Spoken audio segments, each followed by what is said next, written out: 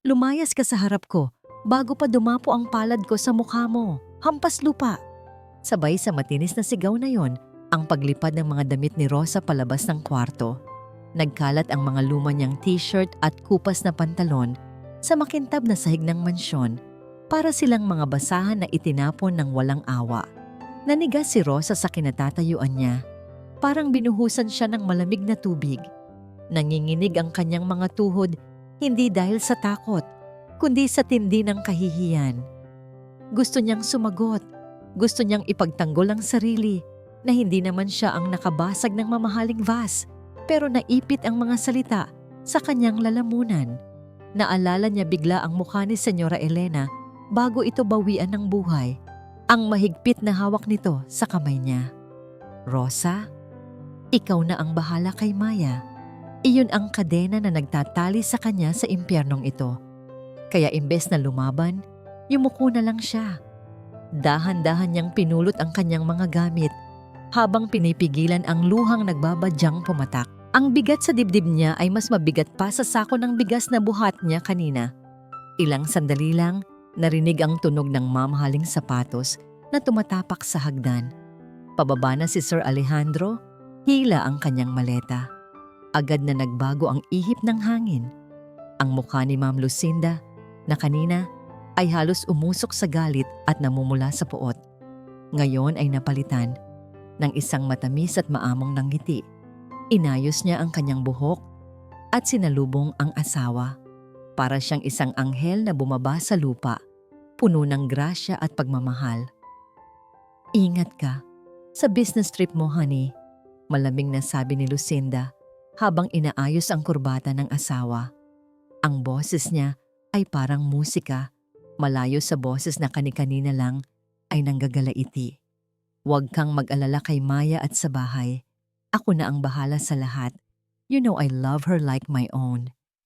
Hinalikan siya ni Sir Alejandro sa noo, isang halik na puno ng tiwala. Salamat, Lucinda. Napakaswerte ko sa'yo. Hindi ko alam kung ano ang gagawin ko kung wala ka. Napayo ko na lang si Rosa sa gilid. Gusto niyang sumigaw. Gusto niyang sabihin kay Sir Alejandro na, Sir, huwag po kayong umalis. Sir, niloloko lang kayo ng babaeng yan. Pero alam niyang walang maniniwala sa isang hamak na katulong laban sa asawa ng senyorito. Walang kaalam-alam si Alejandro na ang babaeng kayakap niya ay may tinatagong sungay at buntot.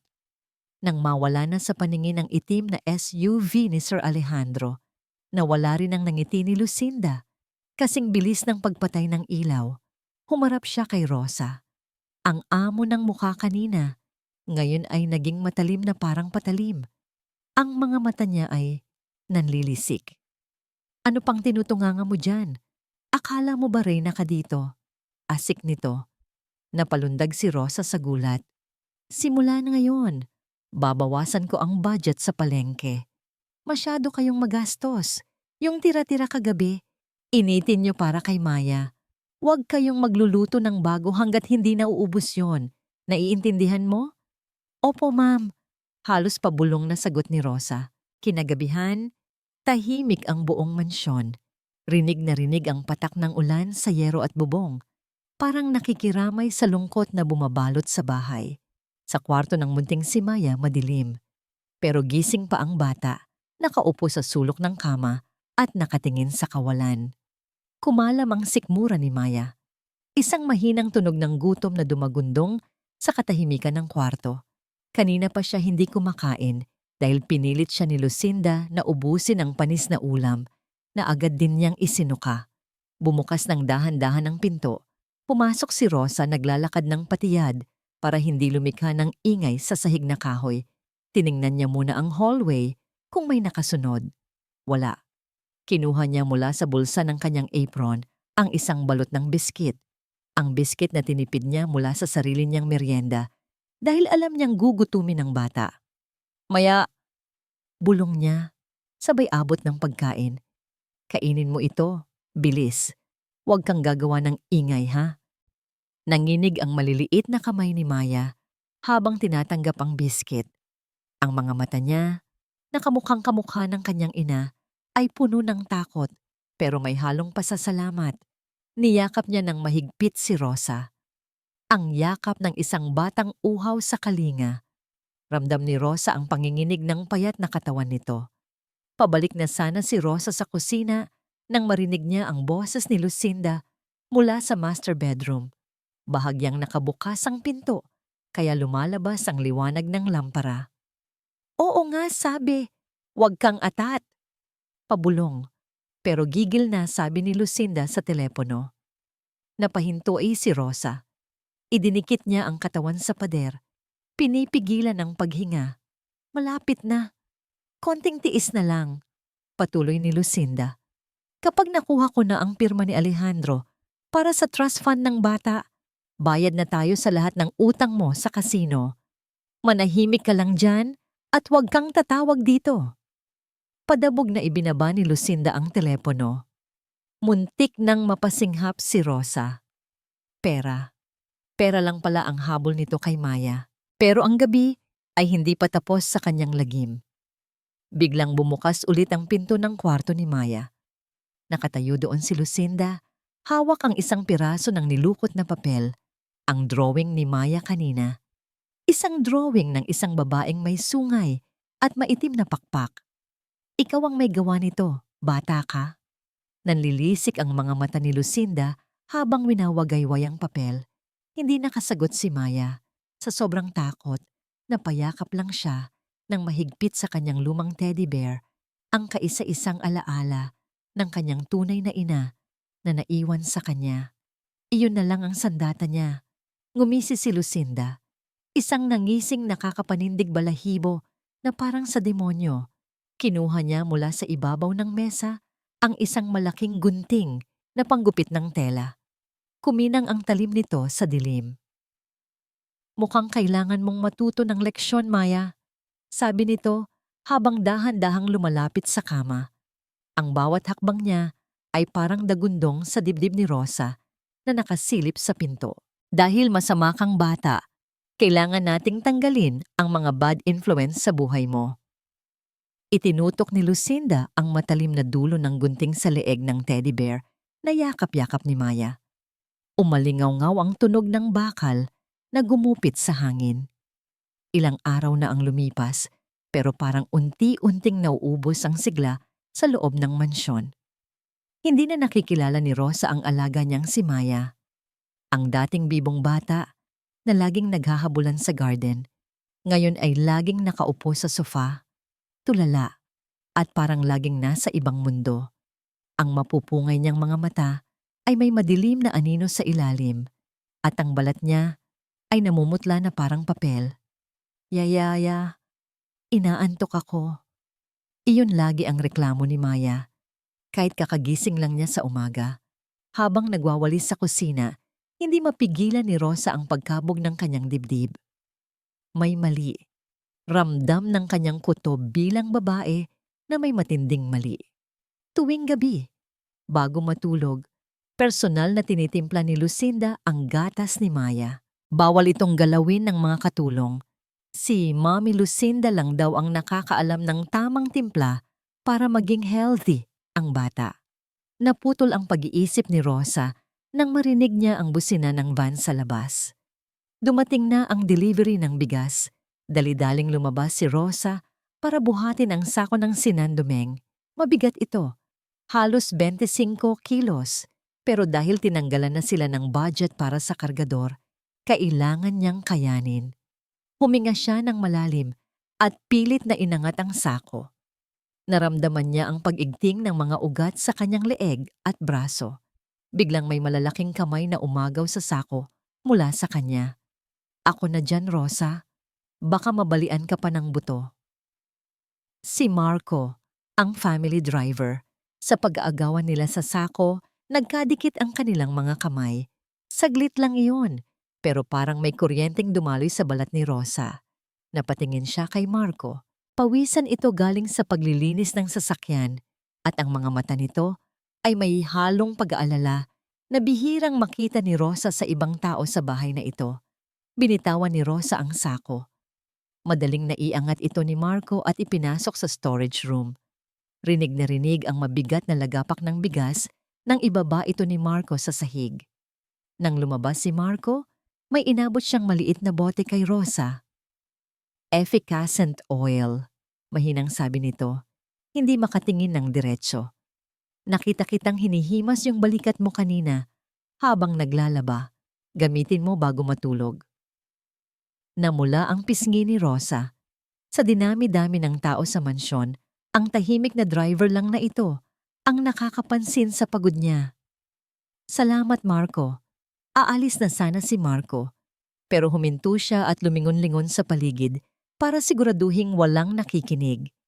Lumapit siya ng kaunti kay Rosa. Bumaba ang boses niya sa isang bulong.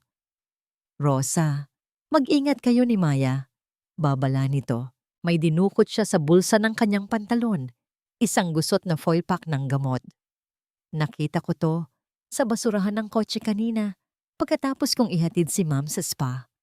Blanko ang likod, walang label, pero nagtanong ako sa butika. Matapang na sedative yan, pampatulog sa kabayo. Nanlaki ang mga mata ni Rosa. Nanlamig ang buong katawan niya sa takot. Sedative? Pampatulog? Bago pa siya makapagtanong, narinig nila ang tininis na boses ni Lucinda mula sa intercom. Hinahanap na ang driver. Agad na tumalikod si Marco, pero ang babala niya ay naiwang nakaukit sa isip ni Rosa. Kinagabihan, mas lalong bumigat ang atmosfera sa kusina.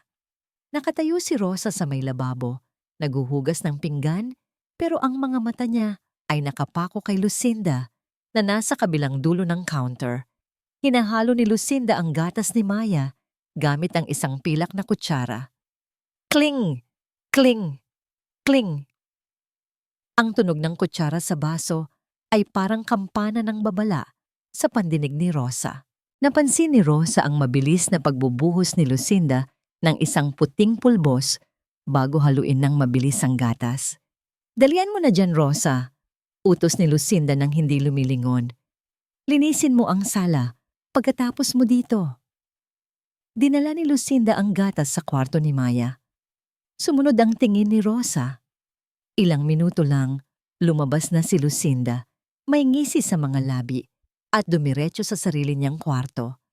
Naiwan sa mesa sa dining area ang baso ng gatas ni Maya. Hindi ito naubos ng bata. May natitira pang kalahati. Laban sa kanyang takot, nilapitan ito ni Rosa. Ang gatas ay mukhang normal, amoy vanilla.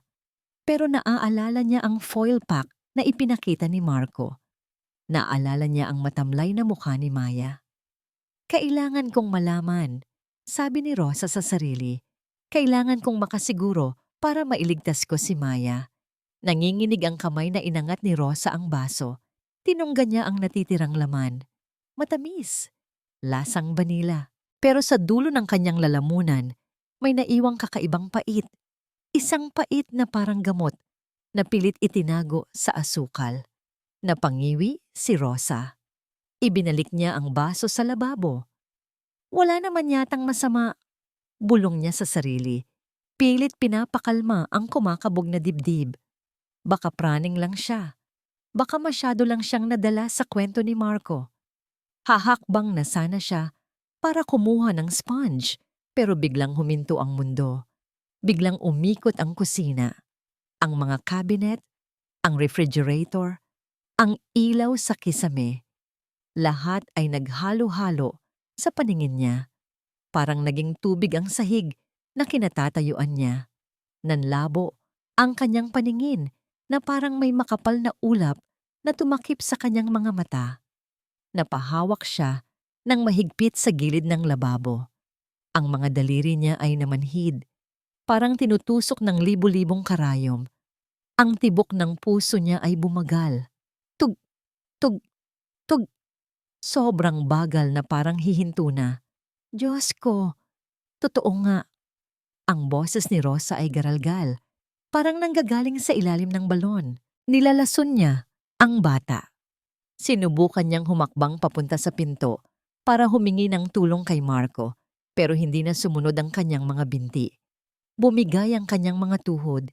Hindi na niya nakayanan ang bigat ng kanyang sariling katawan. Dumulas ang basong hawak pa rin niya sa kabilang kamay. Umalingaw-ngaw ang matinis na tunog ng nabasag na kristal sa tiles ng kusina. Kalat-kalat ang bubog, pero wala nang pakiramdam si Rosa. Unti-unting dumapo ang kanyang pisngi sa malamig na sahig.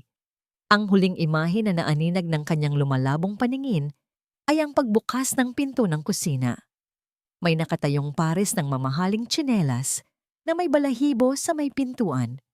At bago tuluyang lamunin ng dilim ang kamalayan ni Rosa, narinig niya ang isang pamilyar at nakakikilabot na tunog, ang mahina at malamig na halakhak ni Lucinda.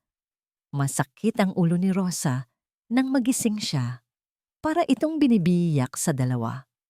Ang paningin niya ay medyo malabo pa at ang lalamunan niya ay tuyuyot na tuyot. Napaupo siya sa isang matigas na kama. Nasa quarters na siya ng mga katulong. Paano siya nakarating dito? Ang huling naaalala niya ay ang malamig na tiles ng kusina at ang tawa ni Lucinda. "Gising ka na pala, Day! Bilisan mo, nandyan na si Sir Alejandro." Bulong ni Manang Fe, ang matandang kusinera, habang inaabutan siya ng mainit na kape. Bakas sa mukha ng matanda ang takot. Si Sir Alejandro, dumating na ang amo. Ito na ang pagkakataon ni Rosa. Hindi na ininom ni Rosa ang kape. Kumari pa siya ng takbo papunta sa main living room. Gumewang-gewang pa siya ng kaunti dahil hilo pa rin siya sa epekto ng gamot. Pero ang adrenaline ng galit ang nagtutulak sa kanya. Kailangan malaman ni Sir Alejandro ang totoo. Pagdating niya sa sala, naabutan niya ang isang eksenang halos magpasuka sa kanya. Nakaupo sa sofa si Sir Alejandro, mukhang pagod na pagod galing sa biyahe. Nakaluhod sa harap niya si Lucinda, tinatanggalan siya ng sapatos at minamasahe ang kanyang paa. Ang amo-amo ng mukha ni Lucinda, parang isang santa na nag-aalaga sa kanyang deboto. "Sir!" sigaw ni Rosa, humahangos. "Sir, kailangan niyo pong malaman. Delikado po si Maya. Nilalason siya ni..." Bago pa matapos ni Rosa ang sasabihin, tumayo si Lucinda at hinarang siya. Ang mukha nito ay puno ng pekeng pag-aalala. "Diyos ko, Rosa, ano ba ang pinagsasabi mo?" sabi ni Lucinda, sabay lingon kay Alejandro na may luha sa mga mata. "Hon, pasensya na. Ito ang sinasabi ko sa iyo kanina. Nakita ko siyang tulog sa kusina, amoy alak, at may nabasag pang baso. Lasing yata." Nanlaki ang mata ni Rosa. "Hindi po totoo yan. Uminom po ako ng gatas ni Maya at..." "Enough!" Ang boses ni Alejandro ay dumagundong sa buong sala. Tumayo siya. Ang mukha ay madilim sa galit. "Rosa, pinagkatiwalaan kita," ang sabi ni Lucinda. "Habang tulog ka sa kusina, muntik nang mahulog si Maya sa hagdan kung hindi lang siya nasalo ng asawa ko. At ngayon, ikaw pa ang may ganang gumawa ng kwento." "Sir, maniwala po kayo." Lumuhod si Rosa, humahagulgol. "Yung gatas po, may gamot." Umiling si Alejandro, halatang dismayado. "Lucinda, ikaw na ang bahala sa kanya. Pagod ako. Ayaw ko siyang makita sa taas." Tinalikuran siya ni Alejandro. Parang gumuho ang mundo ni Rosa. Ang tanging pag-asa niya, ang ama ni Maya, ay nabulag na ng tuluyan. Habang paakyat si Alejandro, nakita ni Rosa ang paglingon ni Lucinda. Isang mabilis na kindat at ngiting aso ang ibinigay nito sa kanya bago sumunod sa asawa. Buong maghapon, ipinatapon si Rosa sa dirty kitchen sa likod ng bahay. Doon siya pinagkuskos ng mga kalderong puno ng uling. Habang umiiyak si Rosa sa sulok, naririnig niya ang mabibigat na yabag. Si Marco, hindi ito nagsalita. Tumayo lang ito sa may pintuan ng dirty kitchen, nakaharap sa labas, tila nagbabantay. Ang malapad niyang likod ay nagsisilbing harang para hindi makita ng mayordoma na umiiyak si Rosa. Tahimik na inabot ni Marco ang isang panyo sa kanyang likuran. Hindi pa rin lumilingon. Kinuha yon ni Rosa. Amoy sabon at gasolina, ang pamilyar na amoy ni Marco. Sa gitna ng kanyang pag-iisa, naramdaman niyang may kakampi pa siya. Kahit walang salita, sapat na ang presensya nito para gumaan ng kaunti ang loob niya. Kinagabihan, habang nagliligpit, napadaan si Rosa sa library. Nakabukas ng kaunti ang pinto. Nakita niya si Sir Alejandro sa tapat ng bukas na vault.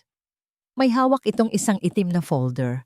Nanginginig ang kamay ng amo habang tinititigan ang mga papel sa loob. Baka sa mukha nito ang matinding takot at pagsisisi. Mabilis niyang isinara ang folder at itinago sa pinakasulok ng vault nang marinig ang yabag ni Lucinda. "Hon, matulog na tayo?" Tawag ni Lucinda. "Susunod na ako," sagot ni Alejandro, pinapahid ang pawis sa noo. Ano ang nasa itim na folder? Bakit parang takot na takot si Sir Alejandro? Pero hindi na nagkaroon ng oras si Rosa para mag-isip. Maya-maya lang, binasag ng isang nakakikilabot na tili ang katahimikan ng gabi. "Daddy, tulong! May multo, boses ni Maya. Nagkandara pa si Alejandro paakyat ng hagdan. Sumunod si Rosa at Marco.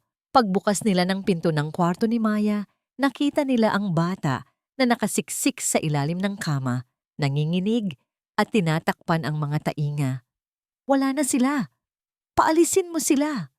Sigaw ni Maya, nakaturo sa sulok ng kwarto kung saan wala namang tao. Ang mga mata niya ay dilat na dilat, punong-puno ng takot sa bagay na siya lang ang nakakakita. Niyakap ni Alejandro ang anak. "Maya anak, andito na si Daddy. Walang multo." Meron! Hysterical na sigaw ng bata. Sabi ni Mami Lucinda, andyan sila para kunin ako dahil bad girl ako. Tumingin si Alejandro kay Lucinda. Agad na umakto si Lucinda. Nagtakip ng bibig at umiyak. "Oh my God, Alejandro. Sinasabi ko na sa'yo, lumalala na ang kondisyon niya. Namamana niya na ang sakit ng mami niya. Naririnig mo ba? Nag-hallucinate na siya." Napapikit si Alejandro, yakap ang nagwawalang anak. Sa mukha niya nakita ni Rosa ang pagsuko. Ang paniniwalang sira na ang ulo ng kanyang anak. Sa dilim ng pasilyo, nagkatinginan si Rosa at Marco. Alam nila ang totoo. Hindi baliw si Maya. Lasing siya sa gamot at takot. At sa gabing iyon, naramdaman nila na unti-unti nang nagsasara ang bitag ni Lucinda.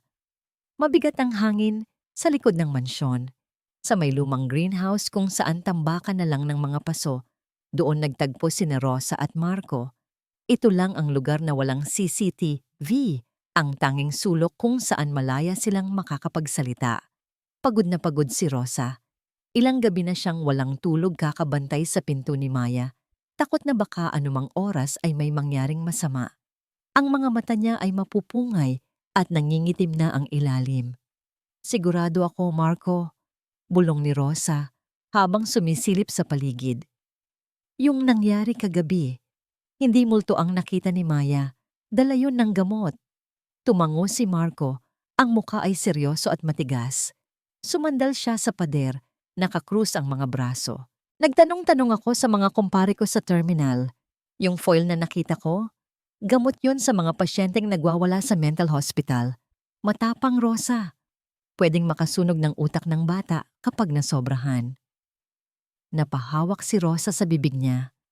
"Diyos ko, papatayin niya ang bata." "Hindi niya papatayin," sagot ni Marco. At sa unang pagkakataon, nakita ni Rosa ang talim sa mga mata ng driver. Guguluhin lang niya ang isip. Para maniwala si Sir Alejandro na kailangan nang itapon si Maya sa ospital. Kapag wala na ang bata, solo na ni Lucinda ang mana. Katahimikan. Tanging huni ng mga kuliglig ang maririnig. Sa gitna ng takot, naramdaman ni Rosa na hindi siya nag-iisa. Nandyan si Marco. Ang lalaking dati ay tagahatid lang ng utos, ngayon ay kasanggana niya sa giyera. Umupo sila sa lumang bangko para kumain ng tanghalian. Ang baon nila ay galing sa tira-tirang ulam na hindi ginalaw ni Lucinda. pritong galunggong at kanin na medyo matigas na. Binuksan ni Rosa ang kanyang Tupperware. Puro kanin at kapirasong buntot ng isda. Napabuntong hininga siya. Sanay na siya sa gutom, pero kailangan niya ng lakas. Biglang may pumatong na malaking piraso ng pritong manok sa ibabaw ng kanin niya. Napatingin siya kay Marco. Ang ulam nito ay manok. Bigay ni Manang Fe ng palihim kanina. Kinuha ni Marco ang pinakamalaking parte at inilipat sa baunan ni Rosa. "Kainin mo yan," sabi ni Marco. Hindi makatingin, kunwaring busy sa paghalo ng sarili niyang kanin. "Maputlak ka na. Paano mo babantayan si Maya kung ikaw mismo tutumba?" Pero, paano ka?" tanong ni Rosa. Ramdam ang pamumula ng pisngi. Sa simpleng galaw na yon, parang naramdaman niya ang isang yakap. "Ayos lang ako. Sanay ako sa hirap," sagot ni Marco sabay sulyap sa kanya, at sa saglit na yon, lumambot ang kanyang ekspresyon. "Kailangan mo ng lakas, Rosa. Tayo lang ang pag-asa ng bata." Kinilig si Rosa, pero hindi yung kilig na parang sa sine.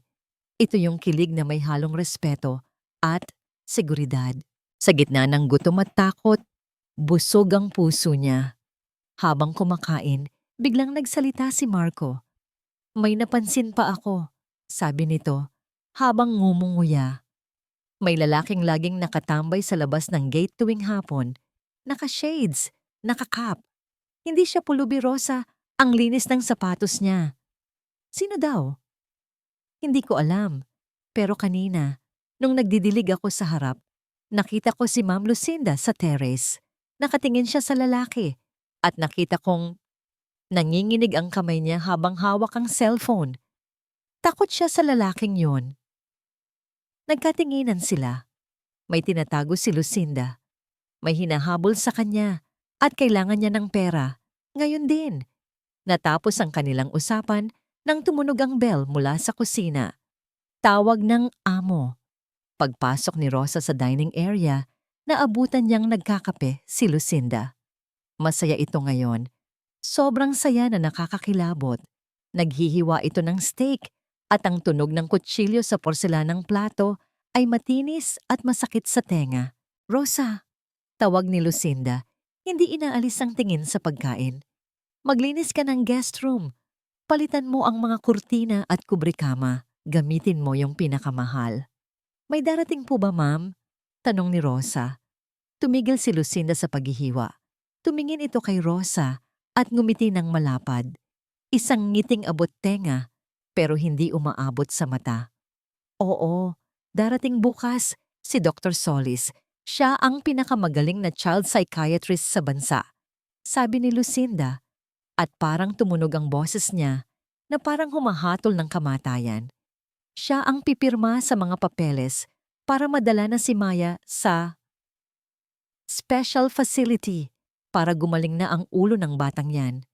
Nanlamig si Rosa. Bukas. Bukas na ang hatol.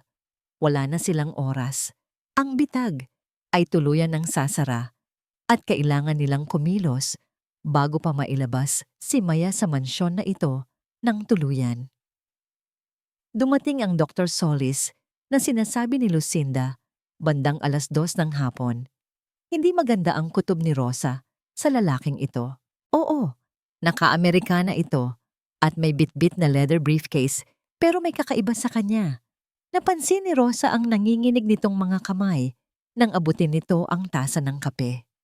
At kahit anong tapang ng pabango nito, naaamoy pa rin ni Rosa ang stinky na amoy ng sigarilyo na kumapit sa damit nito. "Salamat, iho," sabi ni Lucinda kay Marco na nagbukas ng pinto. Pero ang mata niya ay nakapako kay Rosa na nagpupunas ng vase sa di kalayuan. "Rosa, dalhin mo ang merienda sa study room. Mag-uusap kami ni Doc tungkol sa maselang kondisyon ni Maya." Sumunod si Rosa. Ito na ang pagkakataon. Nakaredy na ang cellphone niya sa bulsa ng kanyang apron. Naka-on na ang voice recorder.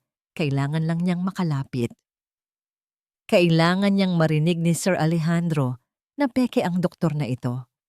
Pagpasok niya sa study room, nagtatawanan sina Lucinda at Dr. Solis. Pero bigla silang tumahimik nang makita siya. "Ipatong mo lang dyan," utos ni Lucinda. Matalim ang tingin. Dahan-dahang ipinatong ni Rosa ang tray ng juice at sandwich.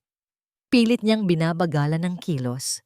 "So, Doc," panimula ni Lucinda, medyo nilakasan ng boses. "Sigurado ka bang kailangan na talagang i-confine si Maya?" "Yes, Mrs. Villarreal," sagot ng lalaki na parang nagbabasa ng script. "Violent tendencies. Delikado siya sa sarili niya at sa iba." Lumabas si Rosa ng kwarto pero hindi siya umalis. Sumandal siya sa gilid ng pinto, pinipigilan ng paghinga. Inilapit niya ang tenga sa siwang ng pinto.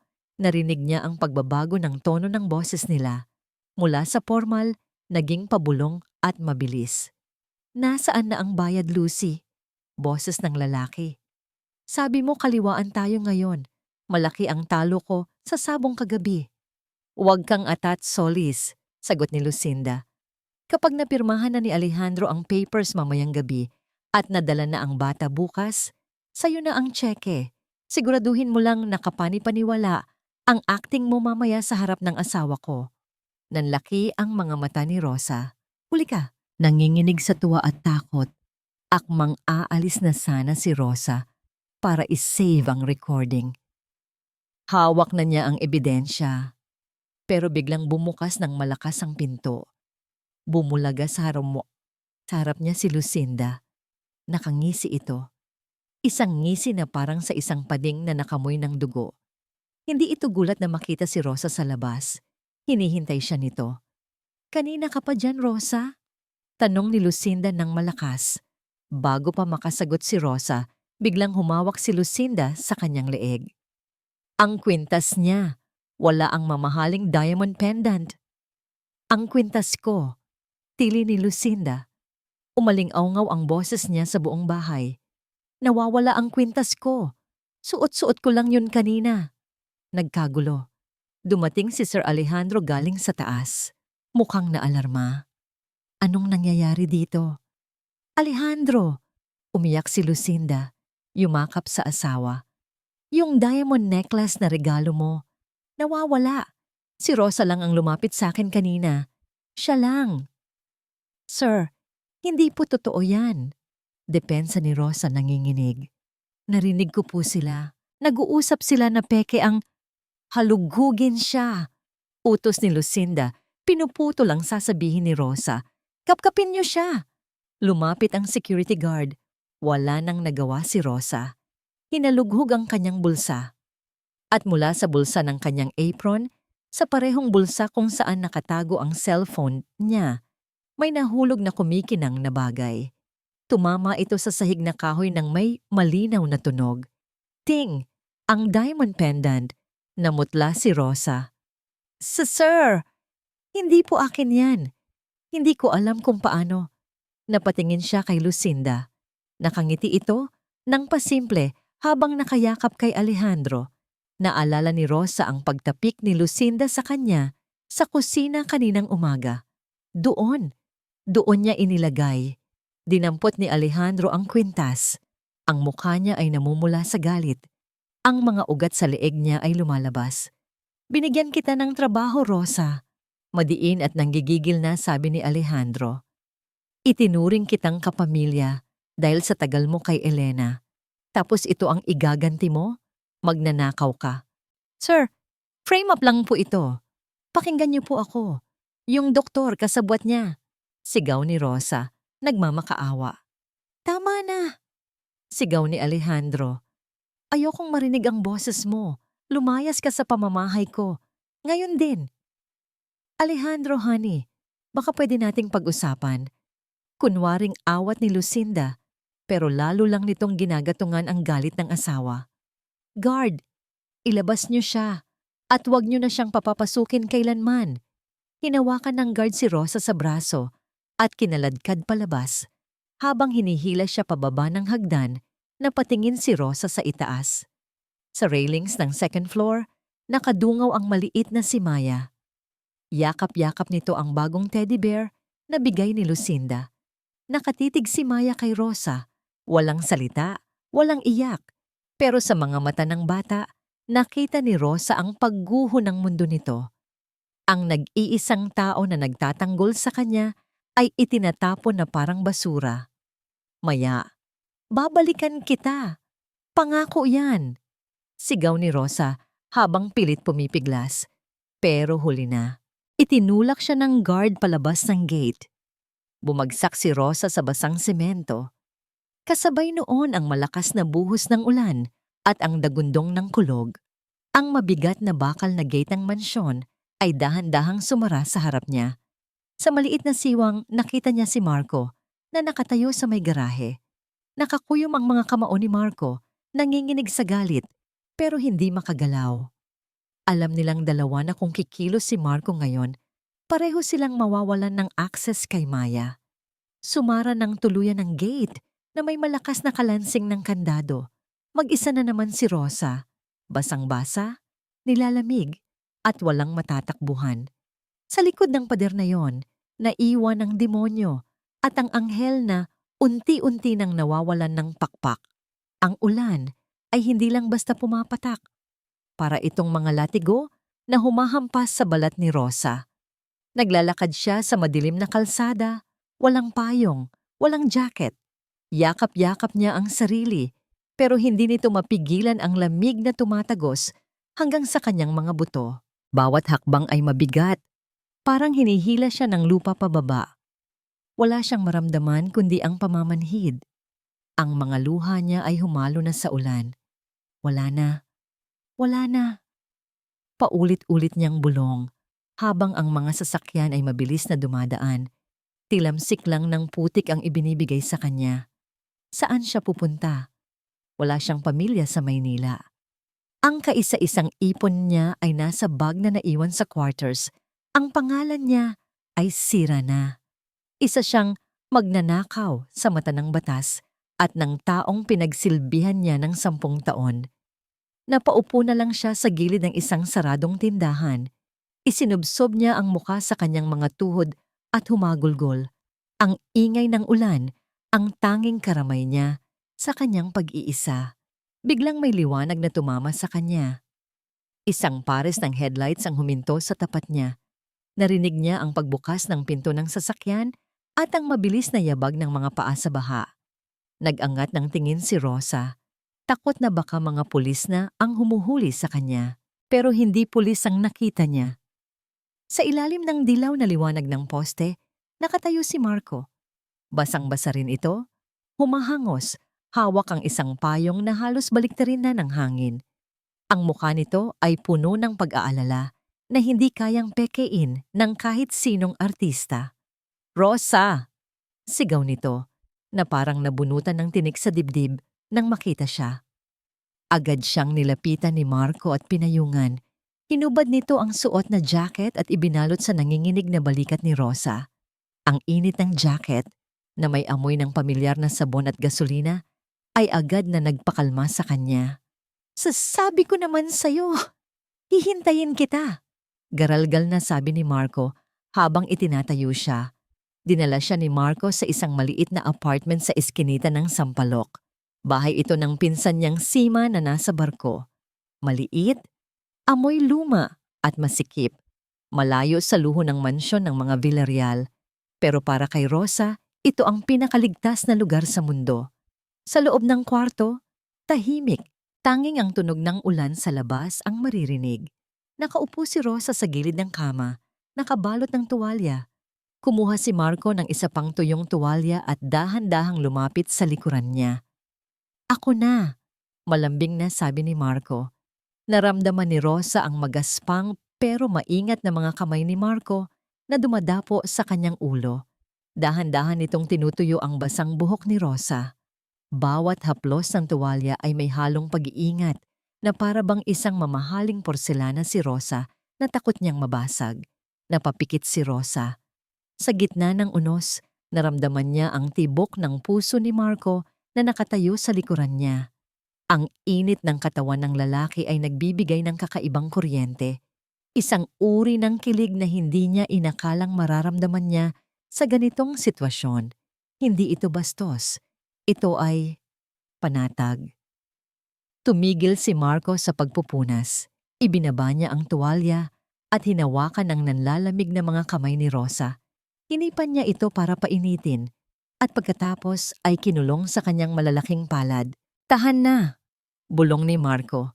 Nakatingin ng diretso sa mga mata ni Rosa. Hindi ka nag-iisa. Nandito ako. Tayo na ang pamilya ni Maya ngayon. Napatingin si Rosa sa mga mata ni Marco. Nakita niya doon, hindi lang awa, kundi isang pangako. Isang pangako ng isang lalaking handang ibuwis ang lahat. Sa sandaling iyon, gusto niyang isandal ang ulo sa dibdib nito. Pero pinigilan niya ang sarili. May misyon pa sila. Marco, paano si Maya? Tanong ni Rosa. Basag ang boses. Bumuntong hininga si Marco. Dumukot siya sa bulsa ng kanyang pantalon at inilabas ang isang bagay. Isang lumang cellphone, keypad phone na mukhang mura lang. Nung nagkakagulo kanina, habang kinakaladkad ka, kwento ni Marco, nakita kong naiwan ito ni Lucinda sa ibabaw ng piano. Ito yung ginagamit niya pang tawag sa gabi. Dinampot ko nung walang nakatingin. Nanlaki ang mata ni Rosa. Binuksan mo? Tumango si Marco. Pinindot niya ang inbox at iniharap ang screen kay Rosa.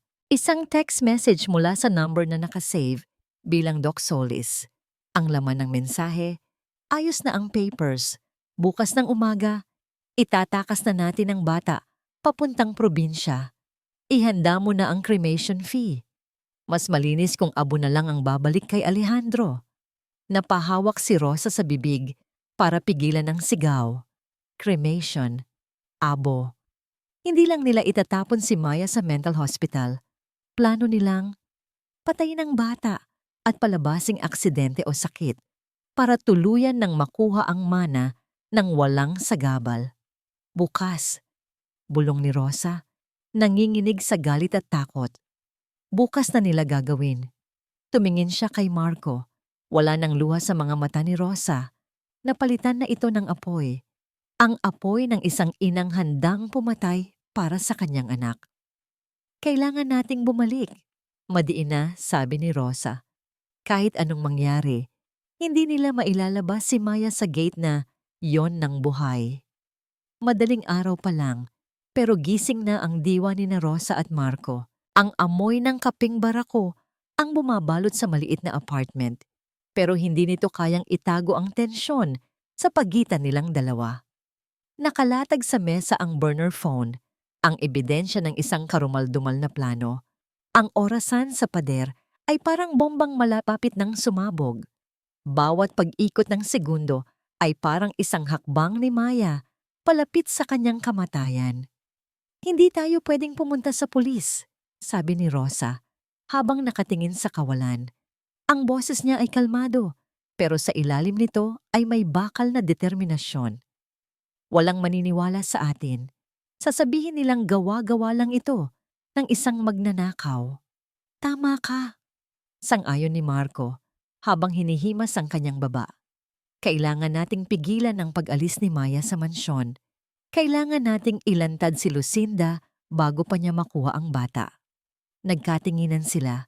Isang plano ang nabubuo sa kanilang mga isip nang hindi na kailangan pang bigkasin. Hahatiin nila ang kanilang puwersa. Ako ang bahala sa loob, sabi ni Marco. Tumatayo na. Magpapanggap akong walang alam. Ako ang magiging mata at tenga mo. Susubukan kong antalahin ang pag-alis nila. Ako naman ang bahala dito sa labas, sagot ni Rosa. Dinampot ang burner phone. Hahanapin ko ang kahinaan ni Doc Solis. Bawat tao may presyo o may tinatagong baho. Nagsimula nang magbihis si Marco ng kanyang driver's uniform. Ang puting polo, ang itim na pantalon, ang damit ng isang alila. Pero ngayon, para itong baluti ng isang sundalong papasok sa giyera. Pagdating niya sa pinto, lumingon siya kay Roha. May takot sa mga mata niya, pero may tiwala rin. Lumapit si Rosa. Hindi niya napigilan ang sarili. Inabot niya ang kamay at inayos ang kwelyo ng polo ni Marco. Ang mga daliri niya ay bahagyang dumampi sa leeg nito. Isang simpleng gesture, pero puno ng kahulugan. Para itong isang asawang nagpapaalam sa kanyang mister.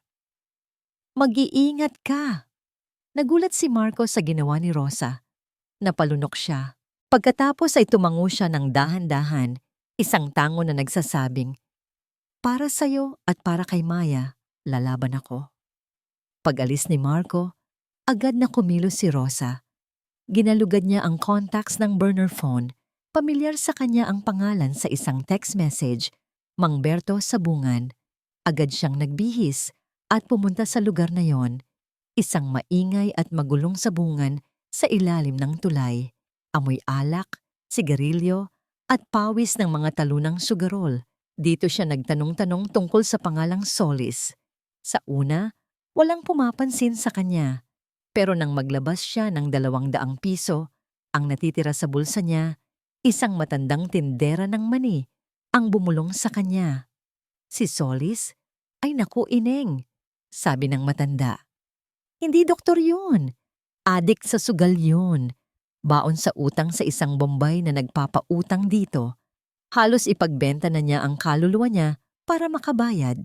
Bingo! Samantala, sa loob ng mansyon, sinisikap ni Marco na maging normal. Naglilinis siya ng kotse, pero ang mga mata niya ay parang radar. Pinagmamasdan ang bawat kilos ni Lucinda. Napansin niyang abala ito sa pag-empake ng mga gamit ni Maya. Hindi mga damit, kundi mga lumang laruan at gamit na mukhang itatapon. Lumabas si Manang Fe mula sa kusina. May dalang isang thermos ng kape at supot ng pandesal. Inabot niya ito kay Marco. "Marco, iho?" sabi ng matanda.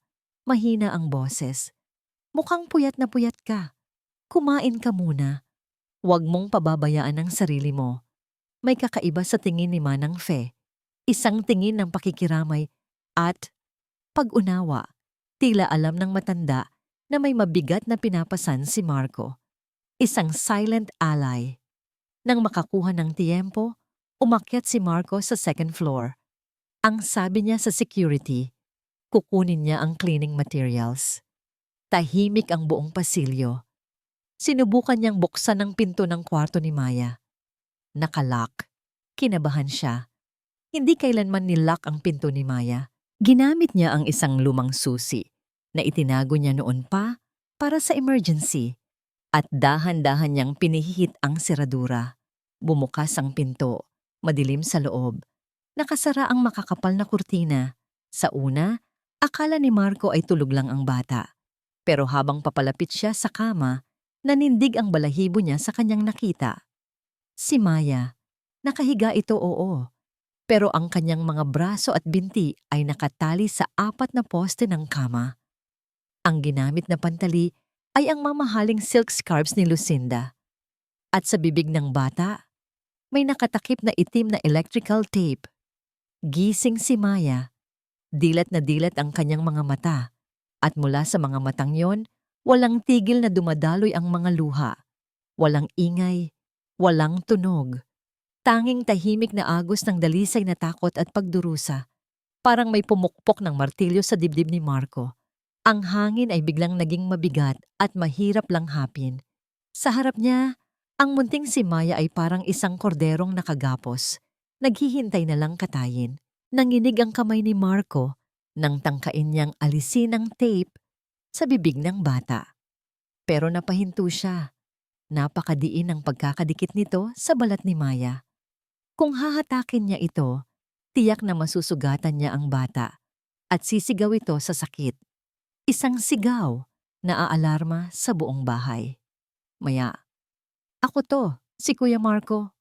Bulong niya, kahit alam niyang hindi makakasagot ang bata. Pinunasan niya ng kanyang hinlalaki ang mga luha sa pisngi nito. "Huwag kang mag-alala. Ilalabas kita dito. Pangako." Bago siya umalis, kumuha siya ng kanyang cellphone mula sa bulsa. Mabilis, nanginginig ang kamay. Kinuhanan niya ng litrato ang kalagayan ng bata. Isang litrato na sumisigaw ng katotohanan kahit walang boses. Pagkatapos, maingat niyang isinara muli ang pinto. Tinitiyak na walang tunog na maglalaglag sa kanya. Kailangan niya ng tulong. Kailangan niya ng saksi. Dumiretso siya sa kusina. Naabutan niya si Manang Fe na hindi mapakali. Nagpupunas ng lamesang malinis na. Halatang balisa rin ang matanda. Marco, iho, anong problema? Bakit ganyan ang itsura mo? Tanong agad ni Manang Fe nang makita ang putlang-putlang mukha ni Marco. Walang nagsalita si Marco. Sa halip, nilak niya ang pinto ng kusina. Ang tunog ng pag-ikot ng kandado ay umaling-awngaw sa nakabibinging katahimikan. Napalundag si Manang Fe sa takot. Bakit mo nilak?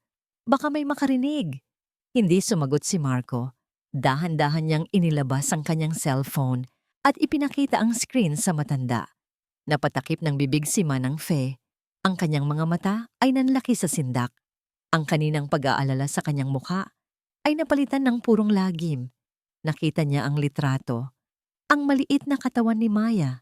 Nakagapos sa kama, may itim na tape sa bibig at ang mga matang basang-basa sa luha. Diyos ko, patawarin mo kami. Hagulol ng matanda. Napahawak sa dibdib na parang inaatake. Naku Marco, burahin mo yan, delikado yan. Huwag mo akong isali dyan, parang awa mo na. Matanda na ako, may mga apo akong binubuhay. Manang Fe, sabi ni Marco.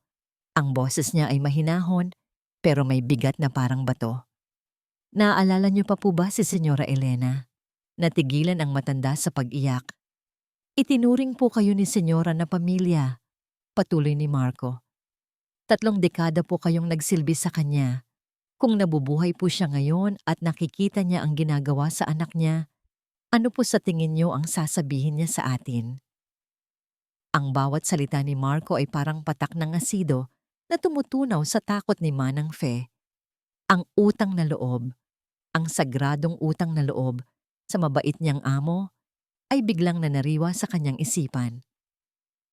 May apo po kayo, di ba, Manang? Dagdag pa ni Marco. Paano po kung sa apo niyo ito mangyari? Doon na tuluyang bumigay ang matanda. Napahagulgol siya ng malakas. Hayop siya. Demonyo siya. Araw-araw, naririnig ko ang pag-iyak ng bata, pero wala akong magawa. Pinagbantaan niya ako, Marco. Sabi niya, isusunod niya ang pamilya ko kapag nagsalita ako. Ito na ang pagkakataon ni Marco. Kailangan po namin ng tulong niyo, Manang. Kailangan namin ng ebidensya. Tumigil sa pag-iyak si Manang Fe. Pinunasan niya ang kanyang mga luha. Ang takot sa kanyang mga mata ay napalitan ng isang bagay na mas matindi. Galit. Tumayo siya. Pumunta sa maliit niyang locker sa gilid ng kusina. May kinuha siyang isang maliit na bote. Nakabalot sa basahan. Isang bote ng gamot na halos wala ng laman. Itinago ko to, sabi ng matanda. Nanginginig ang boses. Nung isang araw, nakita kong itinapon niya ito sa basurahan. Pero imbes na isama ko sa basura sa labas, kinuha ko. Dinukot ko. Hindi ko alam kung bakit. Inabot niya ang bote kay Marco. Ito. Ito yung lason na inihahalo niya sa gatas ng bata tuwing gabi. Hawak na ni Marco ang pisikal na ebidensya, ang susi sa lahat. Pero habang nakatitig sila sa maliit na bote, biglang may kumatok ng malakas sa pinto. Isang katok na malamig at walang pasensya. Manang Fe? Marco? Ang boses ni Lucinda. Matalim at puno ng hinala. Bakit nakalak ang pinto ng kusina? Nagkatinginan si Marco at Manang Fe. Ang kanilang mga mukhang puno ng takot ay nasasalamin sa makintab na doorknob na dahan-dahang umiikot. Niyanig ng malakas na katok ang buong kusina. Parang martilyo na pumupukpok sa dibdib ni na Marco at Manang Fe. Bakit nakalak yan? Ang boses ni Lucinda ay parang yelo. Malamig pero kayang tumusok. Agad na kumilos si Marco. Sa isang iglap, itinago niya ang bote ng gamot sa ilalim ng lababo, sa likod ng mga bote ng sabon. Si Manang Fe naman, sa sobrang taranta, ay nagkunwaring natapunan ng tubig ang sahig. Sandali lang po, ma'am. Pasigaw na sagot ni Manang Fe, nanginginig ang boses. Nadulas po ako. Nililinis ko lang po itong sahig. Binuksan ni Marco ang pinto. Bumungad sa kanila si Lucinda. Ang mga mata nito ay parang sa ahas. Sinusuri ang bawat sulok ng kusina. Hinahanap ang anumang mali. Tumingin ito sa basang sahig. Pagkatapos ay sa namumutlang mukha ni Marco at Manang Fe. Bakit kailangan pang ilak ang pinto? Para lang maglinis ng sahig? Tanong nito. Puno ng hinala. Nahihiya po kasi ako, ma'am. Palusot ni Manang Fe. Ang tanda-tanda ko na. Lampa pa rin. Tumagal ng ilang segundo ang titig ni Lucinda bago ito tuluyang tumalikod. Maghanda ka na ng hapunan.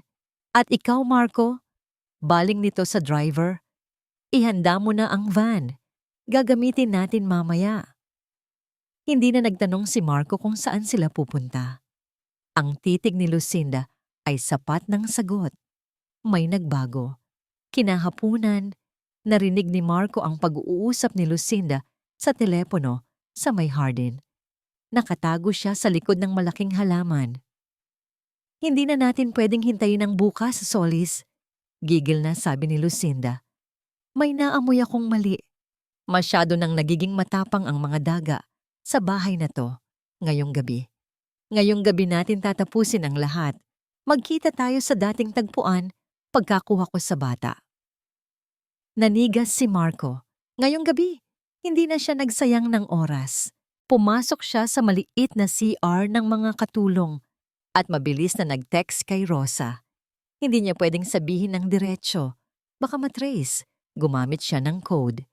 Yung in-order nating cake, ngayon na daw ide-deliver, hindi na bukas. Sa likod ng bahay dumaan. Samantala, sa maliit na apartment sa Sampaloc, halos mabitawan ni Rosa ang kanyang cellphone. Cake, ang ibig sabihin ay si Maya. Ngayon na, tumingin siya sa labas ng bintana. Papadilim na. Ang langit ay kulay kahel at dugo. Oras na para sugudin ang impyerno. Sa loob ng mansyon, bago ang hapunan, umakyat si Marco sa kwarto ni Maya. Dala-dala niya ang isang basong tubig, ang palusot niya. Nakalak pa rin ang pinto. Ginamit niya ulit ang kanyang sikretong susi. Nakahiga pa rin si Maya, pero halatang bagong painom ng gamot. Ang mga mata niya ay halos nakapikit na sa antok. Pero sa pagpasok ni Marco, pilit niyang iminulat ang mga ito. Narinig ni Marco ang isang halos hindi marinig na tunog mula sa lalamunan ng bata. Nanay, sa isang bulong na puno ng pag-asa at paghahanap, parang piniga ang puso ni Marco. Ito na ang huling hudyat. Kailangan niyang iligtas ang batang ito, kahit buhay pa niya ang kapalit. Pagbaba niya, naabutan niya si Lucinda, nakausap si Alejandro sa sala. Hon, tumawag si Dr. Solis, sabi ni Lucinda. Umiiyak na naman. Nagkaroon daw ng episode si Maya kanina. Kailangan na siyang dalhin sa facility. Tonight. For her own safety. Nag-aalangan si Alejandro. Baka sa mukha niya ang pagdududa. Hindi ba pwedeng bukas na lang? Masyadong biglaan, Lucinda. Alejandro, do you want her to hurt herself? O baka tayo ang saktan niya? Giit ni Lucinda. Walang nagawa si Alejandro. Ang kahinaan niya bilang ama ang naging lakas ni Lucinda. Dumating ang gabi. Malamig ang hangin.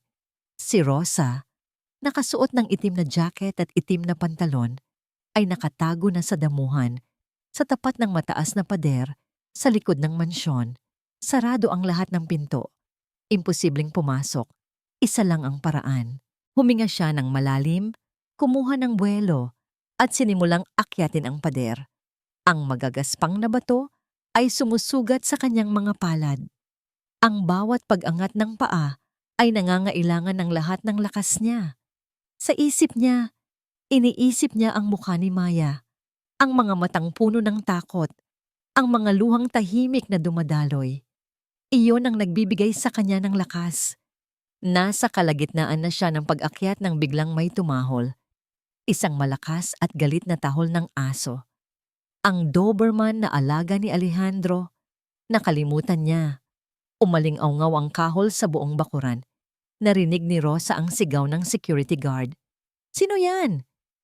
Nataranta si Rosa. Kung bababa siya, mahuhuli siya. Kung aakyat siya, sasalubungin siya. Natrap siya sa gitna. Biglang may tumakbo palabas mula sa garahe. Si Marco. "Rocco, halika dito!" Sigaw ni Marco sa aso. Tinatapik-tapik ang kanyang hita. "Ano ba yan? Baka pusa lang yan. Tumahimik ka." Tumakbo ang aso palapit kay Marco. Niyakap niya ito. Kunwari pinapakalma. Pero ang totoo'y tinatakpan niya ang bibig nito para hindi na makatahol pa. "Walang tao dyan, Mang Tonyo," sabi ni Marco sa guard. "Aso lang to, nababaliw na naman. Pasensya na." Naniwala ang guard. Bumalik ito sa kanyang pwesto. Sumenya si Marco kay Rosa. "Bilis!" Gamit ang huling lakas, nakaakyat si Rosa sa tuktok ng pader.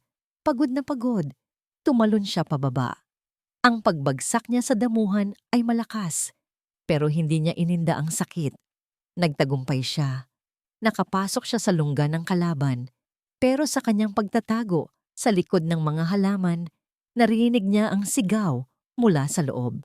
Isang sigaw na hindi niya malilimutan. "Bitawan mo ako! Ayoko! Daddy! Tulong!" Ang sigaw ni Maya. Nagsisimula na ang huling hapunan. Ang sigaw ni Maya ay parang punyal na tumusok sa puso ni Rosa. Wala nang pag-aalinlangan, wala nang takot. Ang tanging nararamdaman niya ay ang nag-aapoy na galit ng isang inang-inahan na nakikitang sinasaktan ng kanyang anak. Sumugod si Rosa palabas ng dilim. Hindi na siya dumaan sa gate.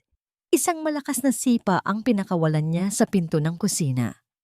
Ang luma at kahoy na pinto ay bumigay at ang tunog ng pagbagsak nito ay umalingaw-ngaw sa buong bahay. Bumungad sa kanya ang eksena sa pasilyo.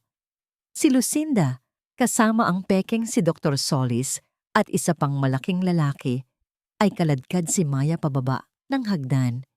Nagpupumiglas ang bata, umiiyak at sumisigaw. "Huwag niyong sasaktan ng bata, mga hayop kayo!" Sigaw ni Rosa at para siyang isang tigreng sumusugod para protektahan ang kanyang supling. Nagulat si Lucinda. Hindi niya inaasahan ito. "Paano ka nakapasok dito? Guard!" Pero walang panahong maghintay ng guard. Sinunggaban ni Rosa ang braso ni Dr. Solis at kinagat ito ng buong lakas. Napasigaw sa sakit ang lalaki at nabitawan si Maya. Agad na niyakap ni Rosa ang bata. "Yaya Rosa!" Humagulgol si Maya. "Andito na ako, anak," sabi ni Rosa. Hinahalikan ang buhok ng bata. "Hindi kita iiwan. Pangako." Ang muling pagsasama nila ay saglit lang. Hinablot ng isa pang guns ang buhok ni Rosa at pilit siyang itinayo. Sinubukan niyang lumaban, kumawag. Pero mas malakas ito. Biglang may umalingaw-ngaw na malakas na dagundong. Mula sa kabilang pasilyo, dumating si Marco na parang isang rumaragasang toro. Isang malakas na suntok ang tumama sa panga ng lalaking may hawak kay Rosa. Bumagsak ito sa sahig na walang malay. Nagsimula ang gulo. Sinugod ni Marco si Dr. Solis. Nagpalitan sila ng suntok. Habang abala sila, sinubukan ni Lucinda na muling hablutin si Maya mula kay Rosa. Naghatakan sila. "Akin na ang bata!" Sigaw ni Lucinda. "Hindi sa'yo ang anak ko!" Ganting sigaw ni Rosa. Yakap-yakap si Maya na parang ito na ang huling hininga niya. Nakahanap ng tiyempo si Dr. Solis. Habang nakikipagbuno si Marco sa kanya, dinampot nito ang isang mabigat na plorerang porselana sa gilid at buong lakas na ipinalo sa likod ng ulo ni Marco. Isang nakabibinging tunog ng nabasag na porselana ang narinig. Napaluhod si Marco. Dahan-dahan siyang bumagsak sa sahig, nawalan ng malay at may umaagos ng dugo mula sa kanyang ulo. "Marco!" Ang sigaw ni Rosa ay puno ng panginginig. Ang saglit na paglingon niya kay Marco ang naging pagkakataon ni Lucinda. Isang malakas na sampal ang dumapo sa pisngi ni Rosa, sapat para mabitawan niya si Maya. Agad na dinampot ni Lucinda at ng kanyang mga alagad ang bata. Kinaladkad din nila si Rosa at ang walang malay na si Marco. Itinapon sila sa luma at maalikabok na bodega sa pinakalikod ng hardin. Amoy kalawang at nabubulok na kahoy ang lugar. Madilim. Tanging sinag lang ng buwan mula sa isang maliit na bintana sa itaas ang nagsisilbing ilaw. Habang hinihila sila papasok, nagpupumiglas si Rosa. Nakita niya si Maya na sa pilitang isinasakay sa itim na van. "Maya! Anak!" Ang huling nakita ni Rosa ay ang mga mata ng bata, puno ng takot at pagmamakaawa. Bago tuluyang isara ang pinto ng van, umalingaongaw ang tunog ng humaharurot na sasakyan, papalayo, palayo, hanggang sa lamunin na ng katahimikan ng gabi. Itinulak ng malakas si Rosa papasok ng bodega. Bumagsak siya sa sementadong sahig sa tabi ng walang malay na katawan ni Marco. Bumalikwas siya, sinubukang habulin sila, pero huli na. Isang malakas na kalabog ang narinig niya. Ang bakal na pinto ng bodega ay isinara. Narinig niya ang kalansing ng kadena at ang paglak ng kandado. "Magsama kayong mga basura dyan!" Ang boses ni Lucinda mula sa labas ay puno ng tagumpay at kasamaan. "Huwag kayong mag-alala. Hindi kayo mamamatay sa gutom. Uubusin kayo ng mga daga o ng apoy." Biglang naamoy ni Rosa ang isang pamilyar na amoy, ang amoy ng gasolina. Sa ilalim ng siwang ng pinto, nakita niya ang pag-agos ng likido papasok. Pagkatapos, isang maliit na liwanag ang lumitaw. Ang liwanag mula sa sinindihang posporo. "Paalam, mga salot." Ibinagsak ni Lucinda ang posporo. Sa isang iglap, ang sahig sa tapat ng pinto ay nagliyab. Ang maliit na apoy ay mabilis na kumalat, gumagapang sa mga lumang dyaryo at tuyong kahoy na nakatambak sa loob. Ang usok ay nagsimulang punuin ang bodega. "Marco! Marco, gumising ka!" Sigaw ni Rosa. Niyuyugyog ang katawan ng lalaki. Ang ulo nito ay basag at duguan. "Gising, Marco! Parang awa mo na!" Pero hindi gumagalaw si Marco. At ang apoy, mabilis itong lumalaki. Kinakain nito ang lahat ng madadaanan. Ang init ay nakakapasona. Ang usok ay nakakasakal. Nasa bingit sila ng kamatayan. Si Maya ay nawala na. At si Lucinda, nagtagumpay na. Ang init ay nakakapaso. Ang makapal na usok ay kumakapit sa lalamunan ni Rosa. Pinipilit siyang umubo ng walang tigil. Ang kanyang mga luha ay natutuyo bago pa man makarating sa kanyang pisngi. "Marco! Marco! Parang awa mo na, gumising ka!" Sinampal-sampal niya ng bahagya ang mukha ni Marco. Sa wakas, narinig niya ang isang mahinang ungol. Dahan-dahang iminulat ni Marco ang kanyang mga mata. Nanlalabo ang kanyang paningin. Ang unang nakita niya ay ang nag-aalalang mukha ni Rosa na nababalutan ng itim na dumi mula sa usok. Ang pangalawa ay ang naglalagablab na apoy na ilang talampakan na lang ang layo sa kanila. "Rosa, anong kailangan nating makaalis dito, Marco? Susunugin tayo ng buhay." Sinubukang tumayo ni Marco. Naramdaman niya ang matinding kirot sa likod ng kanyang ulo. Basa pa rin ito ng dugo. Pero ang adrenaline at ang pangangailangang protektahan, si Rosa ay mas malakas kaysa sa sakit. Gumalaw siya, gumapang. Tinulungan niya si Rosang makatayo. Inalalaya nila ang isa't isa, paika-ika, palapit sa bakal na pinto. Hinawakan ni Marco ang doorknob. Isang malakas na hiyaw ng sakit ang kumawala sa kanya. Napaso ang kanyang kamay. Ang bakal ay nagbabaga na sa init. "Nakakadena tayo!" Sigaw ni Rosa. Tumingin si Marco sa paligid. Sa gitna ng nagngangalit na apoy at makapal na usok, nakakita siya ng isang lumang estante na gawa sa bakal. Gamit ang natitirang lakas, itinumba niya ito. Isang malakas na kalabog ang yumanig sa buong bodega. Ipinaghiwalay niya ang isang mahabang tubo mula sa estante. "Tumabi ka, Rosa!" Itinaas ni Marco ang tubo at buong lakas na inihampas sa pinto. sa bahagi kung nasaan ang kadena. Blag. Umalingaw-ngaw ang tunog ng metal sa metal. Ulit at ulit. Ang bawat hampas ay kumukuha ng lakas mula sa kanyang nanghihinang katawan. Ang kanyang mga braso ay nangingimay na. Ang usok ay unti-unti nang pumupuno sa kanyang baga. Susuko na sana siya sa huling desperadong hampas, bumigay ang pinto. Pero hindi dahil sa lakas niya. Nang bumagsak siya sa sahig sa pagod, napansin niya, wala na ang kandado. Ang kadena ay nakalaylay na lang. Nasira ang pinagkakabitan dahil sa paulit-ulit na paghampas. May nagbukas ng kandado mula sa labas bago pa man lumaki ang apoy. Sino? Si Manang Fe? Walang oras para mag-isip. Tinulak nila ang nagbabagang pinto. Ang sariwang hangin ng gabi ay sumalubong sa kanila. Gumulong sila palabas sa damuhan, umuubo, humihingal, at amoy abo. Ligtas sila. Pero habang nakahiga sila doon, nakatingin sa bodega, na unti-unti nang nilalamon ng apoy, naramdaman nila ang bigat ng kanilang pagkatalo. Ligtas sila. Pero si Maya hindi.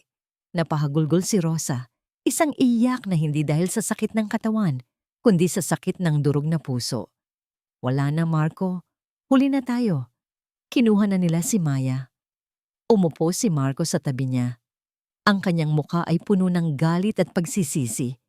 Hinila niya si Rosa palapit sa kanya at niyakap ito ng mahigpit. Isinandal ni Rosa ang kanyang ulo sa dibdib ni Marco. Sa gitna ng amoy ng usok at dugo, narinig niya ang tibok ng puso nito. Isang tibok na nagsasabing, hindi pa tapos ang lahat. Hindi pa huli. Bulong niya sa buhok ni Rosa. Buhay tayo. Habang buhay tayo, may pag-asa pa. Humiwalay siya sa pagkakayakap at kinapa ang bulsa ng kanyang pantalon. Basag ang screen ng cellphone niya, nasira sa gulo kanina. Pero sa kabilang bulsa, sa ilalim ng panyo, nandoon pa rin ito. Ang maliit na bote ng gamot. Ang huling alas nila. Kailangan nating makaalis dito, sabi ni Marco. Bago pa dumating ang mga bumbero at pulis. Inalalayan niya si Rosang tumayo. Paika-ika silang naglakad sa dilim, papalayo sa mansyon, papalayo sa apoy. Huminto sila sa isang maliit na karinderya sa kanto para humingi ng tubig. Sa loob, may isang maliit at lumang telebisyon na nakabukas. Nagsasalita ang isang news reporter. Isang malaking pagtitipon ang magaganap bukas ng gabi sa Grand Ballroom ng Imperial Hotel. Pangungunahan ito ng business tycoon na si Mr. Alejandro Villarreal. Biglang lumitaw sa screen ang mukha ni Alejandro. Katabi niya si Lucinda, nakangiti, nakakapit sa braso ng asawa. Para ilunsad ang bagong Lucinda Villarreal Foundation for Children, isang charity na tutulong sa mga batang may special needs. Nagkatinginan si Rosa at Marco. Isang charity para sa mga bata? Ang babaeng nagtangkang pumatay ng bata ay magtatayo ng charity? Doon nila naintindihan, ito ang magiging entablado ni Lucinda. Sa harap ng media, ng mga mayayaman, at ng buong mundo, lilinisin niya ang kanyang pangalan at itatago ang kanyang krimen sa likod ng isang maskara ng kabutihan. Ito na. Ito na ang kanilang huling pagkakataon. Isang gabi, isang lugar, isang pagkakataon para isigaw ang katotohanan. Ang kinabukasan ay dumating ng may bigat sa hangin. Ang araw ay sumikat, pero para kina Rosa at Marco, ang mundo ay nababalot pa rin sa dilim ng kawalan ng pag-asa. Magdamag silang hindi natulog. Umuwi sila sa apartment na basang-basa sa pawis at amoy usok. Ginugol nila ang umaga sa paglilinis ng kanilang mga sugat. Si Rosa, may mga galo sa braso at binti. Si Marco, may malaking hiwa sa ulo na tinakpan na lang nila ng band-aid. Anong gagawin natin? Tanong ni Rosa, habang nilalagyan ng betadine ang sugat ni Marco. Paano tayo makakapasok sa isang 5-star hotel?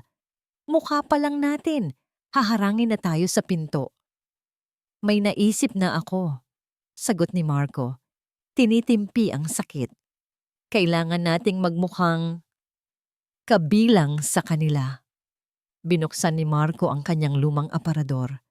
Sa pinakailalim, kinuha niya ang isang kahon ng sapatos.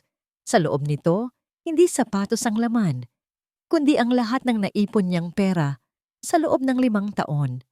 Lukot-lukot na mga 1,000 at 500. Ang perang pinag-ipunan niya para sana sa maliit na lupa sa probinsya. Marco, huwag. Pigil ni Rosa. Pinaghirapan mo yan.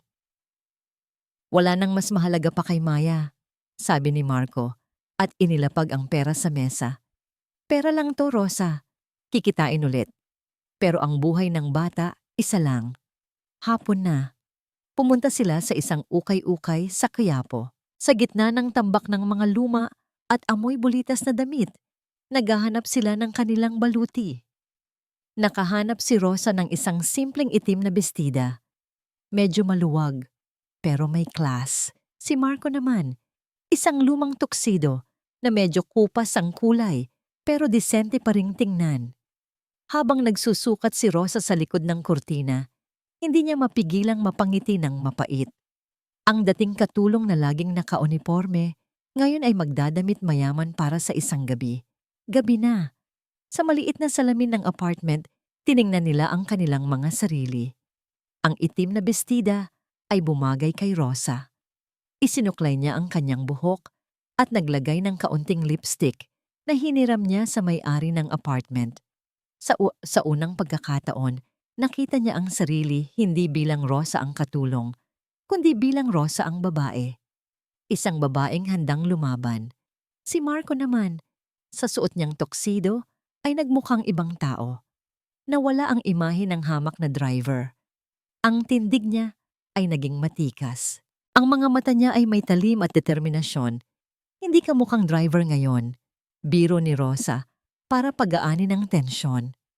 Ikaw din, ganting sabi ni Marco. Hindi ka mukhang katulong. Mukha kang Reyna. Nagkatinginan sila. Sa salamin, nakita nila ang refleksyon ng 2 taong pinaglapit ng trahedya. 2 mandirigma na handa nang sumabak sa huling laban. Palabas na sila ng pinto nang may maalala si Marco. Sandali. Pumunta siya sa kusina. Kinuha niya ang isang maliit na sinulid. Pagbalik niya, inabot niya ito kay Rosa. Yung buhok mo, may isa pang hibla na nakalabas. Itinaas ni Rosa ang kanyang kamay para ayusin ito, pero pinigilan siya ni Marco. Ako na! Bulong nito. Dahan-dahan, maingat na inayos ni Marco ang hibla ng buhok ni Rosa. Isinuksok ito sa likod ng kanyang tenga. Ang kanyang mga daliri ay bahagyang dumampi sa pisngi ni Rosa. Mainit, magaspang, pero puno ng lambing. Napapikit si Rosa. Ang distansya ng kanilang mga muka ay ilang pulgada na lang. Ang kanilang mga hininga ay naghahalo na sa hangin. Sa sandaling iyon, nawala ang hotel, nawala si Lucinda, nawala ang panganib. Ang tanging nag-e-exist lang ay silang dalawa. Dahan-dahang inilapit ni Marco ang kanyang mukha. At sa noo ni Rosa, idinampi niya ang isang magaan at magalang na halik.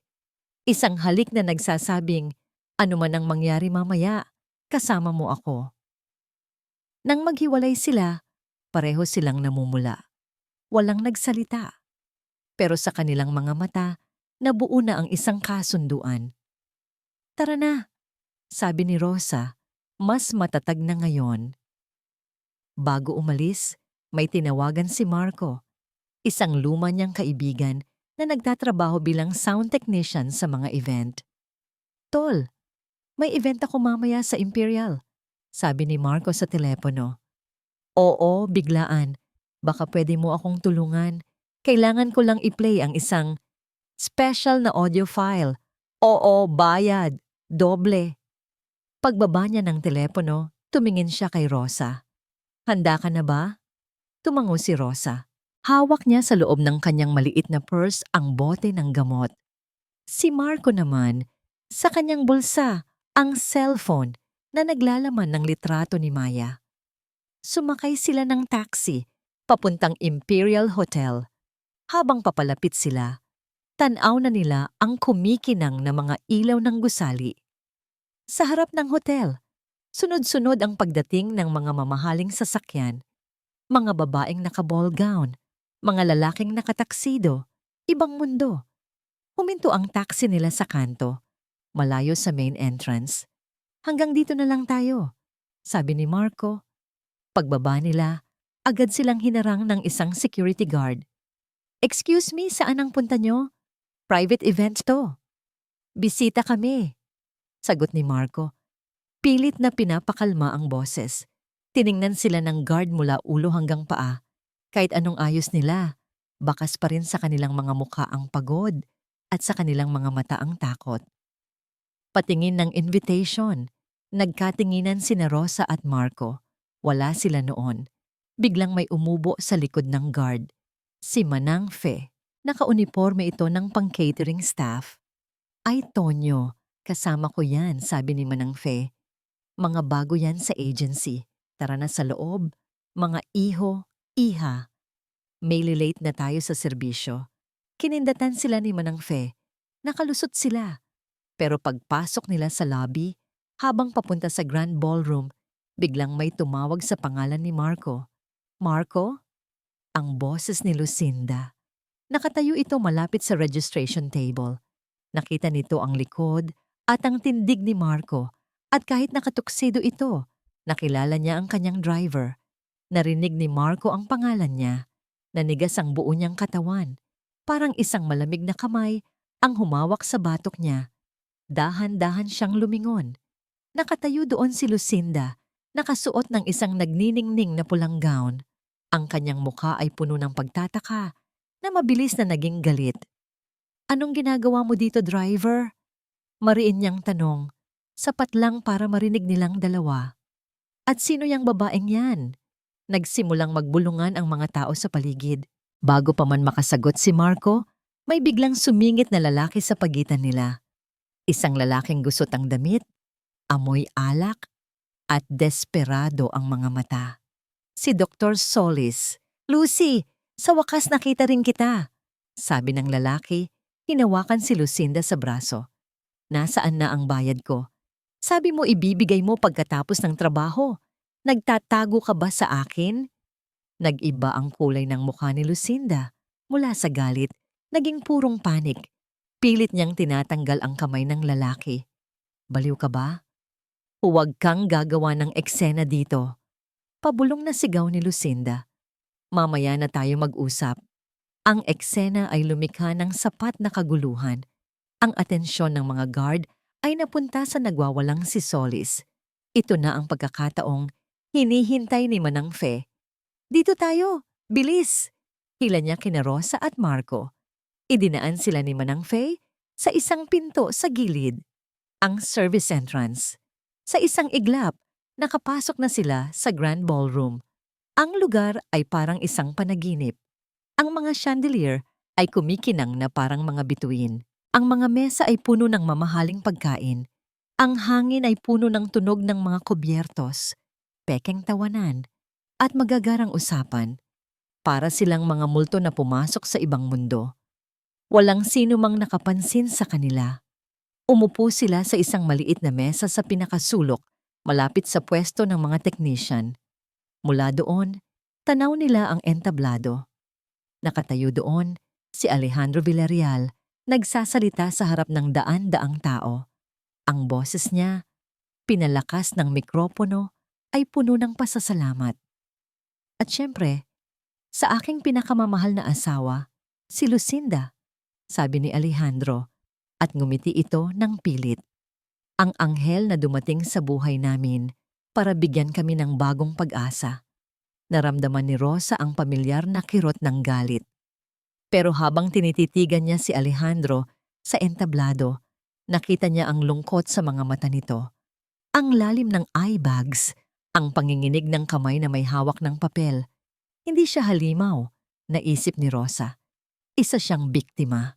Isang amang nabulag ng kalungkutan at kasinungalingan.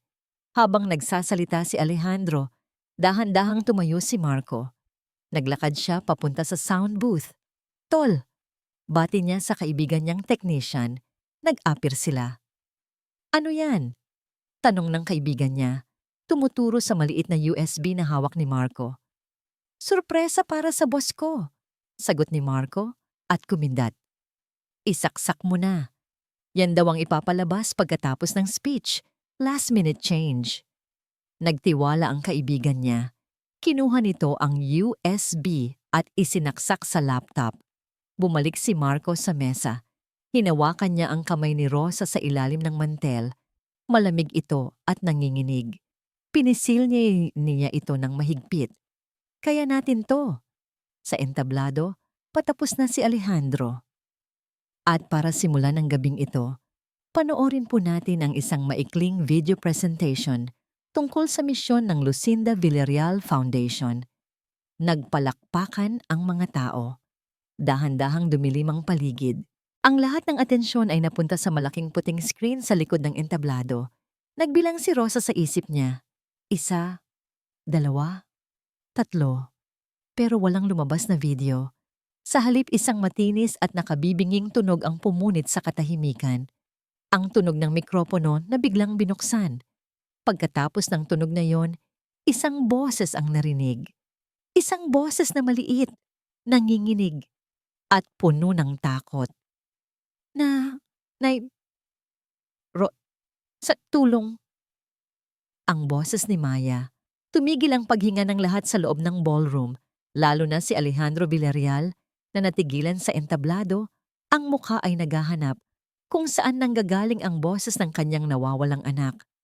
Ang boses ni Maya ay umalingaw-ngaw sa buong ballroom. Ang maliliit na salita na Nanay Rosa, tulong, ay tumago sa puso ng bawat isa, lalo na kay Alejandro Villarreal. Tumigil ito sa paghinga. Ang kanyang mukha ay naging putla. Sa mga mata niya, nakita ni Rosa ang pagkalito, pag-aalinlangan, at ang unti-unting pag-unawa. Ang mga bisita ay nagkagulo, nagbubulungan, may mga nagtatanong, ang iba ay natatakot. Mabilis na tumakbo si Marco papunta sa sound booth. "Stop mo yan," utos niya sa kanyang kaibigan. "Baka may magkamali." Pero huli na. Sa screen, isang bagong larawan ang nagpakita. Hindi video, kundi isang still image. Ang larawan ni Maya. Nakatali sa kama, may takip ang bibig. Ang kanyang mga mata ay puno ng luha at takot. Ang mga bulungan ay naging sigaw. Ang mga palakpakan ay naging gulat. Anong nangyayari? Sigaw ng isang babae. "May mali." "Anak ko yan." Sigaw ni Alejandro. Tinatawag ang seguridad. "Anong kalokohan to?" Biglang, ang imahe ay nagpalit. Isang serye ng mga larawan ang lumitaw. Mga larawan ni Lucinda. Mga larawan kung saan nakikita si Lucinda na sinasaktan si Maya. Sa una, mga simpleng eksena lang ng pag-uusap na may halong panlilibak. Pagkatapos, mga eksena ng pagkakait ng pagkain. At sa huli, mga eksena ng pisikal na pang-aabuso. Ang bawat larawan ay may nakakakilabot na caption. Ginugutom. Pinaliliguan ng kung ano-ano. Tinali sa kama. Sa loob ng ballroom, tila huminto ang oras. Ang mga tao ay natigilan. Ang lahat ng katahimikan ay sinira ng garalgal na boses ni Alejandro. Hindi totoo yan." Bulong niya na parang isang batang walang magawa. Sa likuran niya, nakatayo si Lucinda, ang kanyang mukha ay isang maskara ng gulat at galit.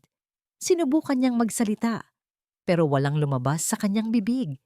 Biglang may boses na umalingaw-ngaw sa buong ballroom. Boses ni Dr. Solis, ang pekeng doktor. "Lucy, hindi mo sinabi sa akin na pati palabha. Kasama." Muling nagkagulo ang mga tao. Kinuha ni Rosa ang pagkakataon. Tumakbo siya sa gitna ng entablado, tumingin kay Alejandro ng diretso sa mata. "Sir, maniwala po kayo," sigaw ni Rosa. "Inabuso niya ang anak niyo. Ginamit niya ang gamot para lumala ang kondisyon ng bata. Ang gusto niya lang po, ang pera niyo." Sa isang iglap, biglang lumitaw si Lucinda sa harap ni Rosa. Sinungaling ka! Sigaw ni Lucinda at sinubukan niyang hablutin ang mikropono mula kay Rosa. Nagkaroon ng pagtatalo. Sa kaguluhang ito, hindi na napigilan ni Alejandro ang kanyang sarili. Tumingin siya kay Lucinda, ang babaeng pinagkatiwalaan niya ng kanyang buhay at ng kanyang anak. Nakita niya ang katotohanan sa mga larawan, sa mga boses, at sa mga mata ni Rosa. Ang kanyang mga kamay ay nanginig. Sa isang iglap, hinablot niya ang mikropono mula kay Rosa. Magsisinungaling ka! Sigaw niya kay Lucinda at pagkatapos, sa buong ballroom, isang malakas na sampal ang umalingaw-ngaw. Umalingaw-ngaw ang tunog ng palad na tumama sa pisngi ni Lucinda. Nagulat ang lahat. Ang mga bisita, ang mga guard, maging si Rosa. Ang mukha ni Lucinda ay naging pula. Ang mga mata niya ay puno ng gulat, pagkamuhi at pagkabigo. Ikaw, basag ang boses ni Lucinda. Ikaw ang gumawa nito sa akin. Tinulak ni Alejandro ang kanyang asawa. Aalis ka na sa buhay ko. Aalis ka na sa buhay naming dalawa ni Maya. Ang mundo ay biglang tumahimik. Ang mga tao ay natigilan. Hindi makapaniwala sa kanilang nasaksihan. Si Lucinda, ang anghel na pinaniniwalaan nila, ay biglang naging demonyo sa harap ng kanilang mga mata. Pero sa isang iglap, nagbalik ang kaguluhan. Sumigaw si Lucinda, isang sigaw na puno ng galit at kawalan ng pag-asa. Mga sinungaling, pinasasama niyo ako. Ako ang biktima dito. Hindi ko sila ginawa. Sinugod niya si Rosa. Tinangka niyang hablutin ang mikropono. Pero naagaw yon ng security guard. Huli na kayo, ma'am. Sigaw ng guard. Sinaklolohan si Alejandro. Nag-umpisa na ang gulo. Sa gitna ng kaguluhan, nagkaroon ng pagkakataon si Marco na makalapit sa entablado. Nakita niya si Alejandro, nakatulala. Parang isang batang nawawala sa gitna ng gubat. Sir, hanapin na natin si Maya. Sigaw ni Marco. Natigilan si Alejandro. Bumalik ang katotohanan sa kanyang mga mata. Ang kanyang anak. Kailangan niyang hanapin ang kanyang anak. Sinubukan niyang humingi ng tulong sa mga guard, pero biglang sumulpot si Lucinda mula sa likuran. Alejandro, huwag kang maniwala sa kanila. Gagamitin lang nila tayo. Ako ang asawa mo. Pero huli na. Ang pagkasira ng mukha ni Lucinda ay naging simbolo ng pagkasira ng tiwala. Mabilis na kumilos ang mga pulis.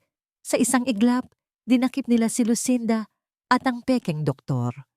Ang iba pang mga kasabwat ay nagsitakbuhan pero nahuli rin ng mga pulis. Sa gitna ng kaguluhan, habang nagkakagulo ang mga tao, biglang umalingaw-ngaw ang isang malakas na ungol-luhol mula sa likuran. Nasa likod ng entablado si Marco, hawak si Rosa, tinutulungan itong tumayo. Kinuha ni Lucinda kanina ang isang kutsilyo sa kitchen at itinaga ito sa Marco sa gitna ng kaguluhan, pero saktong tinakpan ni Marco si Rosa at siya ang tinamaan. Marco! Sigaw ni Rosa. Nanlalabo na ang kanyang paningin sa takot. Agad na tumakbo si Alejandro sa kanila. Marco, anak, anong nangyari? Tumingin si Marco kay Alejandro. Sa gitna ng duguan niyang mukha, ngumiti pa rin siya. Sir, kailangan hanapin si Maya. Muling umalingaw-ngaw ang boses ni Alejandro habang lumuluha. Tumawag na ako ng ambulansya. Ililigtas ka namin. Pero saan natin siya hahanapin? Nasa van. Yung van. Yung itim na van. Sagot ni Marco, hirap na hirap magsalita. Tumakbo si Alejandro palabas ng ballroom. Nakita niya ang itim na van na nagmamadaling papaalis. Huwag kayong aalis dyan, sigaw niya. Pero huli na. Hindi pa man nakakalayo ang van, biglang tumunog ang kanyang cellphone. Isang mensahe. Mula sa number ni Dr. Solis. Binuksan niya ang mensahe. Nasa highway na kami. Pasensya na. Hindi na namin kayang iligtas si Maya. Hindi na namin kaya ang mga pulis. Sayang naman ang pera. Dahil sa sobrang galit, napasigaw si Alejandro. Binato niya ang cellphone niya. Sa kalsada, nagkatinginan sina Rosa at Marco habang hinihintay ang ambulansya. Ang kanilang pagmamahal sa isa't isa ay nagiging mas matindi. Marco, maraming salamat. Bulong ni Rosa, hinawakan ng kamay ng lalaki. Ngumiti si Marco. Basta para kay Maya. Sa likod ng mga ambulansya, isang boses ang muling sumigaw. Inay! Inay! Ang boses ni Maya. Sa pagitan ng mga sirena ng ambulansya, nagmadaling tumakbo si Alejandro sa ospital. Ang kanyang puso ay parang pinipiga. Hindi niya alam kung buhay pa ang kanyang anak. Sa loob ng ER, nagkakagulo. Si Marco ay nakahiga sa stretcher, naghihintay sa operasyon. Hawak ni Rosa ang kanyang kamay, patuloy na umiiyak. Marco, gumaling ka ha, para kay Maya. Bulong ni Rosa at tinapik ang mukha ng lalaki. Si Alejandro ay hindi makalapit sa kanyang kanang kamay. Nagsisimula ng maramdaman ang kahihinatnan ng Min. Hindi niya magawang tumingin kay Marco. Biglang may tumawag sa kanya. Sir Alejandro, isang nurse. May bata pong hinahanap kayo. Si Maya Villarreal. Tumigil ang paghinga ni Alejandro. Nasaan siya? Nasaan ang anak ko? Nasa emergency room po, sir. Hindi pa po namin masabi ang kalagayan. Nagmamadaling tumakbo si Alejandro papunta sa ER. Pagpasok niya, nakita niya ang isang eksenang magpapatigil sa kanyang mundo. Nakaupo si Maya sa isang kama, hindi nakatali, hindi umiiyak. Naglalakad ang mga mata sa sungkwan. Ngayon la suhoyhan, sungaknyin. Yayakap ni Alejandro si Maya at hinhina ang mga luha. Anak! Anak ko!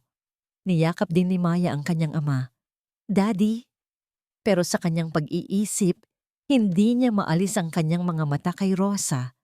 Nakangiti si Rosa sa kanya. Tumingin si Alejandro kay Rosa. Nakita niya ang lahat ng pagod, lahat ng sakripisyo, at ang lahat ng pagmamahal. Hindi niya nakita ang magnanakaw. Ang nakita niya ay si Nanay Rosa, ang tunay na nanay ni Maya. Pinuntahan niya si Rosa. Rosa, sabi ni Alejandro, hindi alam kung paano magsisimula. Salamat sa pagliligtas sa anak ko. Patawarin mo ako. Sa lahat. Ngumiti si Rosa. Wala po yon, sir. Ginawa ko lang po ang tama. Ang relasyon nila ay dapat hiyukong kantungo. Isang yakap.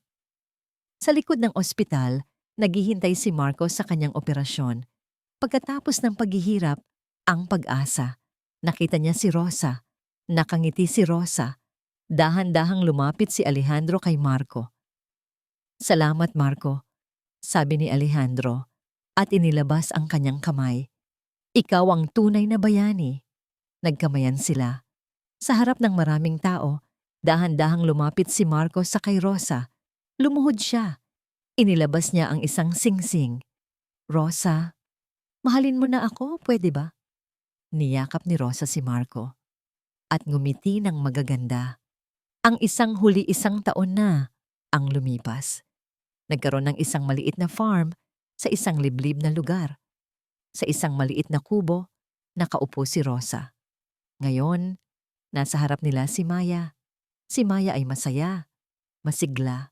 Nagkaroon ng isang ngiti sa kanyang mga labi. Nakapagtrabaho na si Alejandro.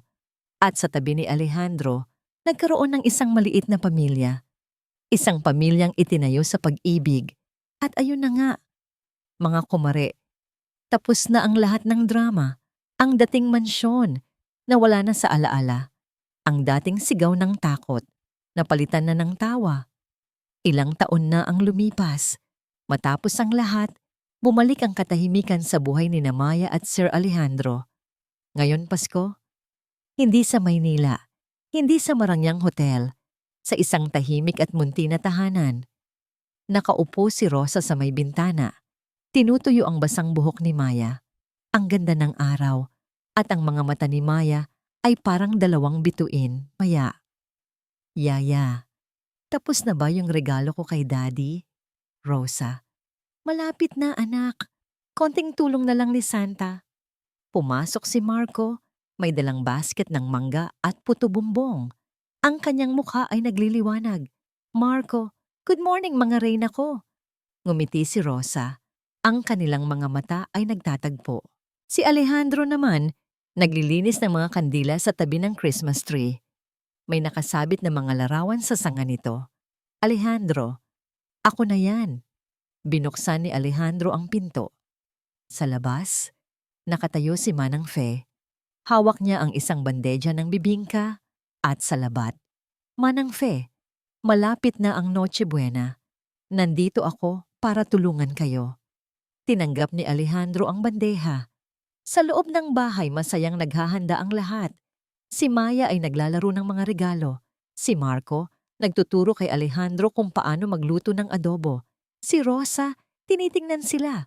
Puno ng pasasalamat. Pagkatapos ng lahat, may mga gabi pa rin na hindi siya makatulog.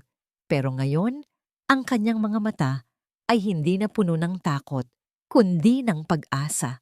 Gabi na. Nagtitipon silang lahat sa mesa. May mga ilaw ng kandila, may mga regalo, may mga ngiti. Bago sila magsimulang kumain, tumayo si Alejandro. Alejandro, sa gabing ito, nais kong pasalamatan ang lahat ng tumulong sa amin, sa mga taong naging ilaw sa aming kadiliman, sa mga taong hindi kami pinabayaan. Tumingin siya kay Rosa at kay Marco. Sa tunay kong pamilya, tumingin si Rosa sa diwang ng kanyang yumaong inang, alam ko Chinmin. Nagtaas ng kanilang mga baso at nagsabi sila ng sabay-sabay, lahat. Maligayang Pasko po. Pagkatapos ng lahat, saan man sila naroon, ang tunay na kahulugan ng Pasko ay nandyan sa kanila. Narrator, at iyan ang kwento ng Ang Lihim ng Mansyon. Ang mga lihim ay nabunyag, ang kasamaan ay nagwakas, at ang pag-ibig nanalo. Tandaan, mga kumare, ang tunay na kahulugan ng Pasko ay hindi sa mga regalo, hindi sa maraming pagkain, kundi sa mga taong nagmamahal sa'yo.